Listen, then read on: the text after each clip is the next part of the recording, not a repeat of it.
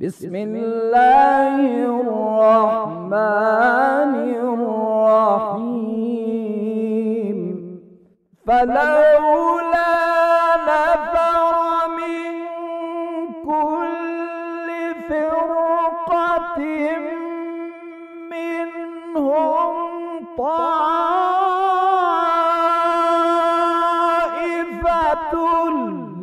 ليتفقهوا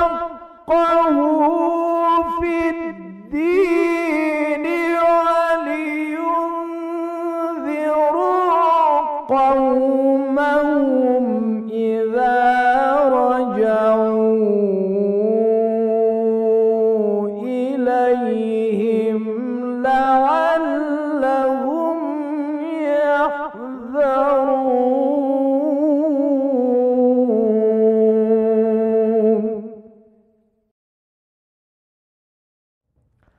أعوذ بالله من الشيطان الرجيم. بسم الله الرحمن الرحيم.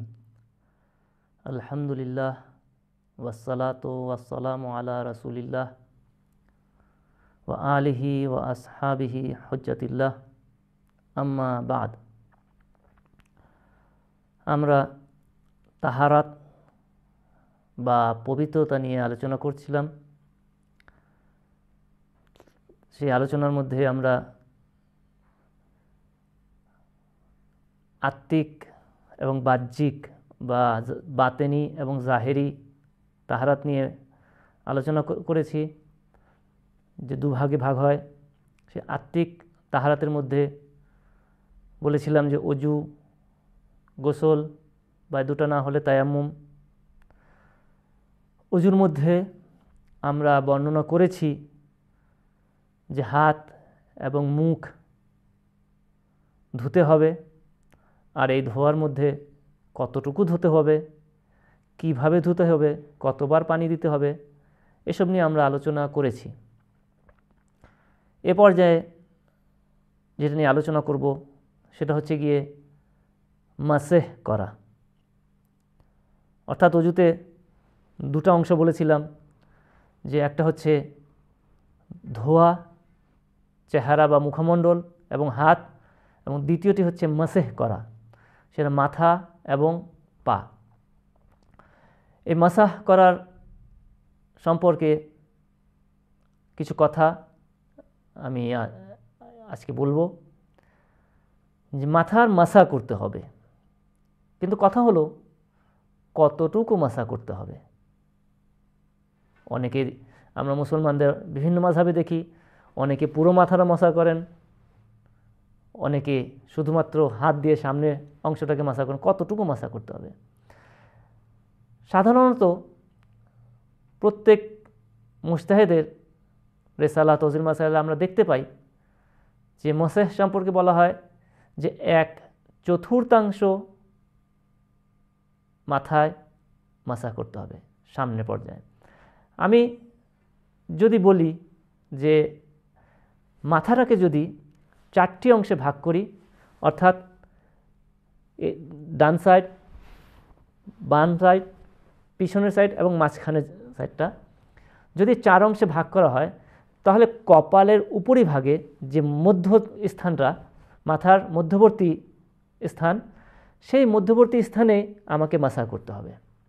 অর্থাৎ মাথাকে যদি ডান সাইড, বাম সাইড, পিছনের সাইড এবং সামনের সাইড যদি আমরা 4টা অংশে ভাগ করি, তাহলে এই সামনের মধ্যবর্তী স্থানটাকে, সামনের সাইডটা আমরা মাসেহ করব। তবে সাধারণত বলা হয় যে 1/4। তো 1/4 বলতে কপালের উপরিভাগ থেকে মধ্য মাথা পর্যন্ত আমরা মাসেহ করব। কিন্তু কথা হচ্ছে আমরা মাসেহ তো মধ্যবর্তী স্থান পর্যন্ত করব, এবং মাসেহ কতটুকু করতে হবে আমার? কথা হচ্ছে যে মাসাহ মাথায় করতে হলে যতটুকুই 1 আঙ্গুলের মতো লম্বায় 1 আঙ্গুল মতো লম্বা এবং চওড়ায় 3 আঙ্গুল, এটা হচ্ছে মুস্তাহাব। কিন্তু মানুষ দেখে যাতে বুঝতে পারে কতটুকু করেছে বিশ্বাস নেই, মাসা করতে হবে। সোজা কথা, মাথায় মাসা করতে হবে। কতটুকু করব কোনো অসুবিধা নেই, যতটুকু করতে পারা যায়। কিন্তু 1/4, তার মানে না পুরো মাথা, লোকে দেখে যাতে বলতে পারে যে হ্যাঁ লোকটি মাসাহ করেছে।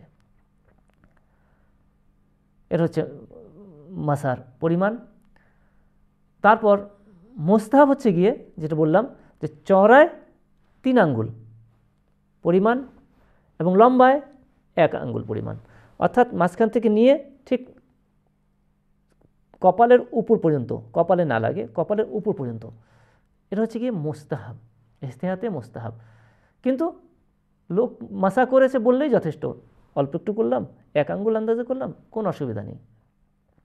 এবং মাসাকে বাম হাতেও করা যাবে, যদিও আমরা জানি যে কাজ করতে হলে সব কাজের ক্ষেত্রেই ডান হাতের অগ্রাধিকার রয়েছে, তো ডান হাতে করা শ্রেয় উত্তম। কিন্তু যদি কেউ বাম হাতেও করতে চায় তাহলে অসুবিধা নেই, বাম হাতেও মাসা করতে পারবে। এবং মাসা যেমন আমরা ধোয়ার ক্ষেত্রে বলেছি, চেহারা, মুখমণ্ডল এবং হাত, যে চামড়া পর্যন্ত পানি পৌঁছাতে হবে, কিন্তু মাসার ক্ষেত্রে কিন্তু সেটি নয়।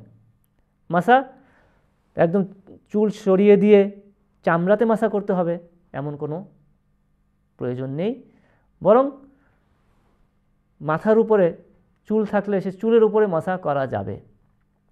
তবে একটি কথা হচ্ছে, চুল এত বড় যাতে না হয় যে অন্য স্থানের চুল মাঝখানে চলে এসেছে। যেমন আমি সাইড থেকে চুল আঁচড়েছি, চুল আঁচড়ানোর কারণে সাইডের চুল মাঝখানে চলে এসেছে। এখন এই চুলের উপর যদি আমি মাসাহ করি তাহলে বলতে হবে এটা মাঝখানের চুল নয়, এটা হচ্ছে বাম সাইড বা ডান সাইডের চুল, তাহলে এমন অবস্থায় মাসাহ হবে না। কারণ আমরা বলেছি যে উপরিভাগের 1/4 যে মাথা সেখানে মাসা করতে হবে, চামড়া না হলে চুলে হলেও চলবে, কিন্তু ওই 1/4 মাঝখানে চুলে। যদি চুল এত বড় থাকে যে চুল চিরুনি দিয়ে আঁচড় দিলে পেশানিতে বা কপালে চলে আসে, এখন যদি কেউ বলতে চায় যে এটা তো মাঝখানের চুল, এই চুলে মাসা হবে না, কারণ সেই চুল যেহেতু কপালে চলে এসছে, এখন মাসা করলে বলতে হবে যে কপালে মাসা করেছি। অর্থাৎ চুলের উপর মাসা হবে, কিন্তু খেয়াল রাখতে হবে যে মাঝখানের চুল এত বড় না হয় যে কপাল পর্যন্ত চলে আসুক, অথবা অন্য জায়গার চুল মাঝখানে চলে না আসুক, আর না হলে চুলের উপর মাসা করলে চলবে। এখন এটা হচ্ছে মাথার মাসা।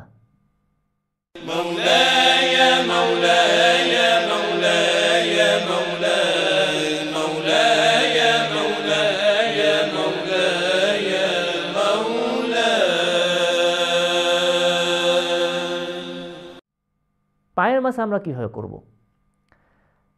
পায়ের মাসা বলবো যে পায়ের আঙ্গুল থেকে মাঝখানে যে উপরি ভাগ একটু উপর হয়ে রইল, ওখান পর্যন্ত মাসা করতে হবে, এবং পায়ের আঙ্গুল থেকে উপরি ভাগ পর্যন্ত করতে হবে, কিন্তু কতটুকু?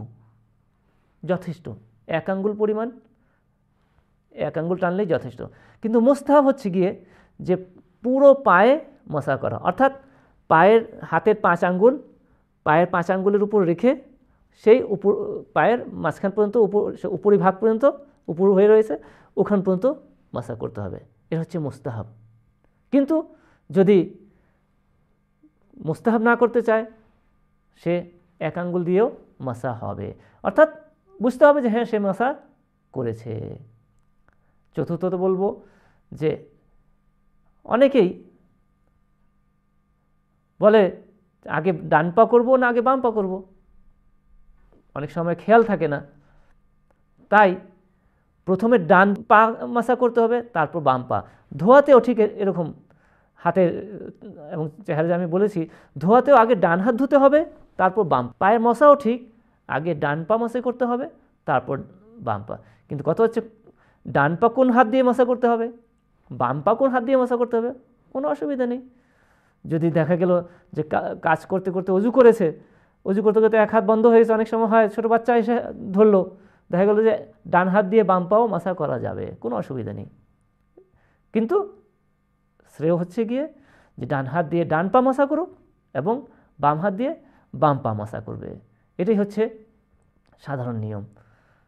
এখন কিছু আমাদের অজু প্রায় শেষ হলো। আমি বললাম প্রথমে মুখমণ্ডল ধুতে হবে, কতটুকু ধুতে হবে বলেছি, তারপর হাত ধুতে হবে, কতটুকু ধুতে হবে বলেছি, তারপর মাথায় মাসা করতে হবে, কতটুকু করতে হবে বলেছি, তারপর ডান পা, তারপর বাম পা করতে হবে। এখন কিছু বিষয় নিয়ে আমি অজুর বিষয়ে যে কিছু বলবো। আমি বলেছি যে মাসাহ করতে হবে এবং ডান হাত দিয়ে বা বাম হাত দিয়ে কোনো অসুবিধা নেই, কিন্তু কথা হচ্ছে গিয়ে যে মাসাহ হাত দিয়ে করতে হবে, অর্থাৎ হাতকে সেই মাসার স্থানে টানতে হবে। এমন নয় যে হাত স্থির রয়ে গেল, মাথাটাকে টেনে ফেললাম, হাত স্থির রয়ে গেল, পাটাকে আগে বাড়িয়ে দিলাম, না, তাহলে অজু বাতিল হবে।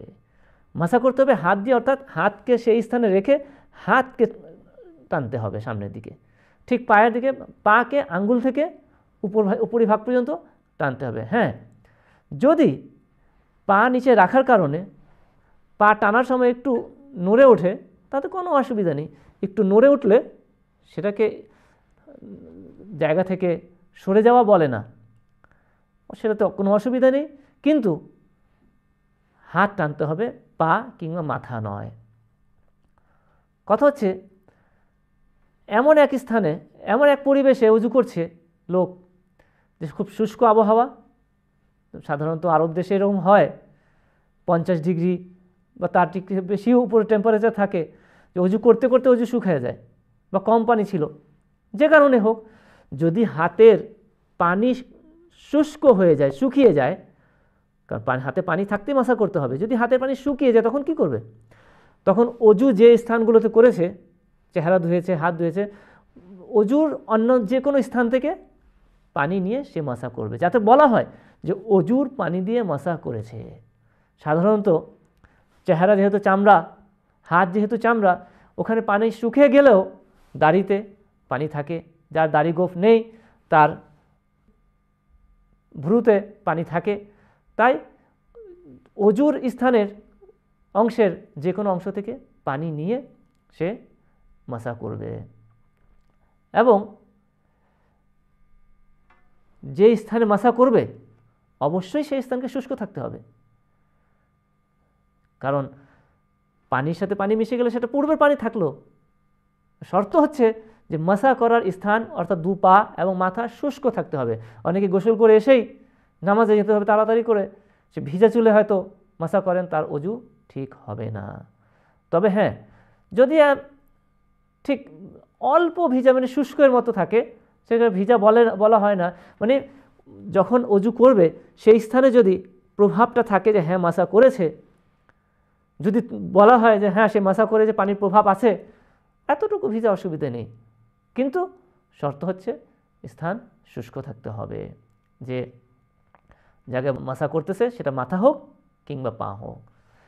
এখন যেহেতু হাত দিয়ে মাসা করবে, সে মাসা করার স্থান অর্থাৎ মাথা এবং পা, এই দুই জায়গার সাথে হাতের মধ্যে কোনো অন্য জিনিস বাধা প্রাপ্ত না হয়। অর্থাৎ দেখা গেল যে টুপি পরে আছে বা মহিলারা চাদর পরে আছেন, ওড়না পরে আছেন, মাসা করলে হবে না, তাকে অবশ্যই সে মাথার উপর বা চুলের উপরে মাসা করতে হবে। বা পায়ে মোজা পরে আছে, হোক সেটা যেরকম আজকে এসেছে স্কিন মোজা, খুব পাতলা, বোঝা যায় না, বা পাতলা স্কার্ফ, ওড়না, তাতেও চলবে না, বরং সরাসরি হাত দিয়ে মাথার উপরে, হাত দিয়ে পায়ের উপরে মাসা করতে হবে, আর না হলে মাসা সঠিক হবে না। পরের কথা হচ্ছে গিয়ে যে স্থান মাসা হবে অর্থাৎ মাথা এবং পা, অবশ্যই পাক পবিত্র হতে হবে। যদি পাক না থাকে তাহলে মাসা হবে না। হ্যাঁ, উজু করেছে, করার পর দেখা গেল যে একটা অপবিত্র কিছু পড়ে গেছে পায়ে, বা পাখি উড়ে যাচ্ছিল বা কোনো একটা কারণে কিছু নাপাক হয়ে গেছে, যদি এরকম অবস্থা থাকে তখন তাকে অবশ্যই ধুতে হবে, ধুয়ে তারপর মাসা করতে হবে, ধুয়ে মুছে তারপর তাকে মাসা করতে হবে। যদি কোনো অসুবিধার কারণে, অসুখের কারণে, রোগবালাইয়ের কারণে বা পানি কম হওয়ার কারণে, যে কোনো কারণে হোক, যদি সে মাসা করতে না পারে, তাহলে এমত অবস্থায় তাকে তায়াম্মুম করতে হবে। কারণ সে মাসা করতে পারছে না, তার অজু হবে না। অজু না হলে তাকে অবশ্যই অজুর জায়গায় মাসাহ করতে হবে। আমাদের অজুর আলোচনা এখানেই শেষ। পরবর্তীতে আমরা অন্য আলোচনা করব। ওয়াসসালামু আলাইকুম ওয়া রাহমাতুল্লাহি ওয়া বারাকাতুহু। اللهم تفضل على علمائنا بالزهد والنصيحة،